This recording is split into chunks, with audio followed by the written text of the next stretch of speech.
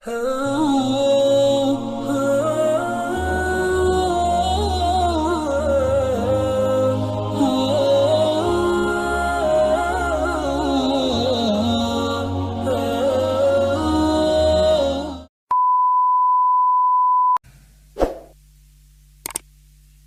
waktu salah satu perang, kalau tidak salah perang Badar, Rasulullah sudah menunjukkan tempat di mana musuh-musuhnya akan terbunuh. Sumur ini, sumur itu, dan peperangan terjadi. Dan selesai peperangan dilihat tepat saja. Yang ditakdirkan mati di sana, dia mati di sana. Tidak sulit bagi Allah memberitahu kekasihnya. Benar? Bagaimana kalau meninggal di masjid, baik buruk? Tergantung. Di masjidnya sedang ibadah atau sedang berbuat dosa. Bagaimana meninggal di diskotik, baik buruk? Kalau di sana sedang ngajak orang tobat, dan Allah pasti tahu. Hadirin sekalian, tentu saja kita tidak usah mendatangi tempat-tempat yang beresiko. Siapa tahu niat kita salah di sana. Lalu bagaimana yang terluka? Walaupun digulung ombak, kalau belum waktunya tiba, dia akan selamat. Siapa yang akan mencabut nyawa kalau belum waktunya? Nanti Allah kirimkan balok kayu, kasur, ban atau apa saja yang menjadi syariat, tidak meninggal. Ya memang itu semua tidak ada yang lepas dari kekuasaan Allah. Kita tidak bisa mati kecuali dicabut nyawa kita oleh malaikat maut. Tidak bisa mati. Karena tubuh ini milik Allah dan kita hanya mati syariatnya atas perintah Allah. Malaikat maut mencabut nyawa kita. Kalau tidak dicabut nyawanya pasti tidak mati walaupun sudah terluka parah. Saya pernah melihat foto orang perang dunia 1 sampai hancur separuh wajahnya, hidup dan sampai tua walaupun dengan wajah yang hancur karena memang belum waktunya meninggal. Tapi berapa banyak yang sehat, segar, terlatih dan tiba-tiba meninggal saja? Apakah ada yang terpleset, jatuh, kesetrum, tertabrak? Karena memang semua orang akan mendatangi waktu dan tempat. Dan yang ketiga adalah cara. Kita pun tidak tahu cara kematian kita apa. Maka tugas kita cuma satu, yaitu berusaha husnul khotimah. Ini yang harus kita pikirkan. Husnul khotimah itu akhir yang baik. Supaya akhirnya baik, kata kuncinya sederhana. Setiap saat jadi orang baik. Jelas hadirin? Kalau kita setiap waktu berusaha baik, di masjid ini sering jadi saksi. Beberapa kali ada yang wafat sedang sujud. Itulah sebabnya saudara kalau sedang sholat jamaah jangan kelamaan sujudnya. Jadi curiga.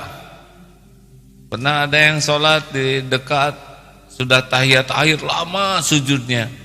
Kami jadi was-was. Tahu-tahu enggak ya. Tapi jadi tidak fokus yang lain. Kalau sedang sholat jamaah, disiplin, ikuti dengan kebersamaan kita. Ya, kalau sedang sholat sunnah, silahkan. Apalagi sunnah yang tidak diketahui orang lain, sudah yang panjang sujud. Tapi kalau jamaah, saudara memperpanjang sujud sendiri, bisa tidak khusyuk kiri kanan dan belakangnya. Curiga pas sengaja, oh enggak ternyata, jadi enggak enak. Jangan egois. Ada santri masa keemasan yang senang membaca Quran. Beliau hari Kamis pulang dulu, ini bulan Ramadan. Kamis pulang ke Kuningan menjenguk keluarganya. Jumat kembali lagi ke sini dalam keadaan saum, hari Jumat pada asar di kursi sedang membaca surat Ar-Rahman.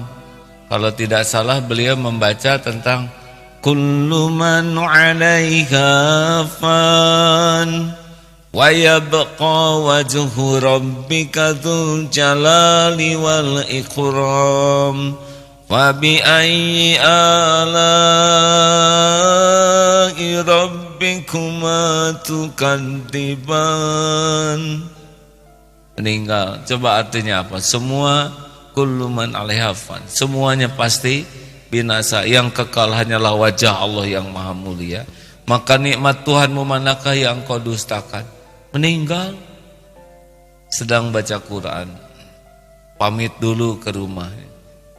Masya Allah, ada ibu-ibu dulu yang berharap meninggal sedang sujud.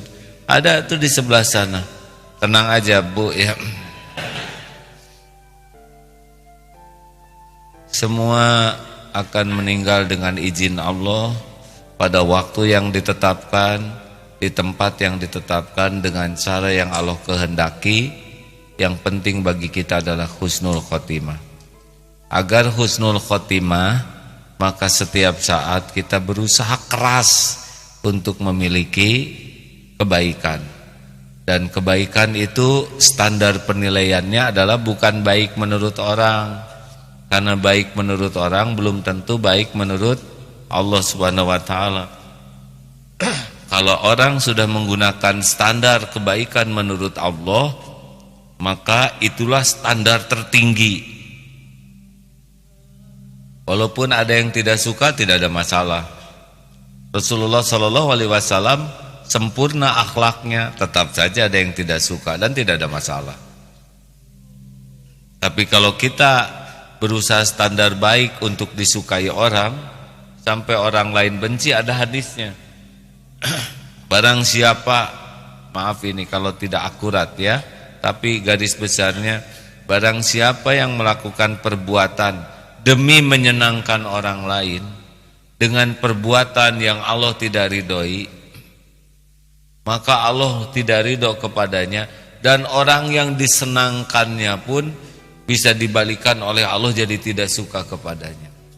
Barang siapa yang melakukan sesuatu yang diridhoi Allah, sekalipun orang-orang tidak suka, maka Allah ridho kepadanya, dan pada waktunya orang dibuat suka. Serta Allah memberikan 3. 1, Allah akan memperindah akhlaknya, memperindah lisannya, memperindah kehidupannya. Jadi kalau saudara melihat ada seseorang yang melakukan sesuatu yang Allah ridhoi, cirinya nanti lisannya, akhlaknya, kehidupannya diperindah oleh Allah. Orang mungkin menghina, tapi pada suatu saat Allah balikan hatinya. Itulah sebabnya kita tidak perlu ingin dikagumi orang. Kita tidak perlu ingin orang lain kagum kepada kita, terpesona kepada kita, memuji kita. Mau apa? Tidak ada gunanya kita dikagumi orang tapi Allah tidak ridho. Benar? Mau apa? Coba kalau orang kagum ke kita, apa yang bisa mereka lakukan? Tidak ada, paling hanya itu. Sedang itu kita bisa melakukannya sendiri. Nanti di toilet sekenyangnya. Mudah-mudahan saudara sehat. Ini serius hadirin. Akhwat, tidak perlu kalian ingin dikagumi kami sampai melakukan penampilan-penampakan yang bisa jadi dosa untukmu. Serius. Apa artinya kekaguman kami kaum lelaki tapi Allah tidak suka padamu? Rada susah hadirin, romantis teh. Apa perlunya?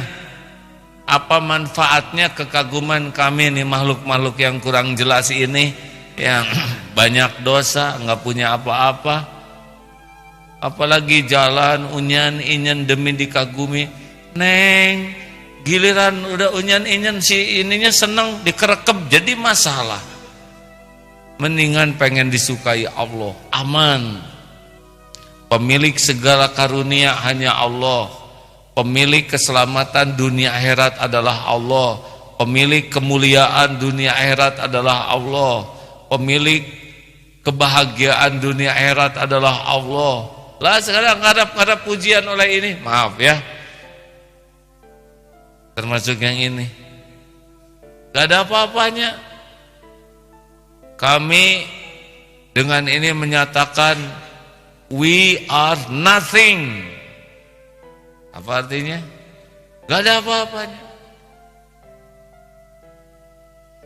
Sudahlah hadirin, mari kita gunakan semua umur yang tersisa ini hanya untuk kebaikan.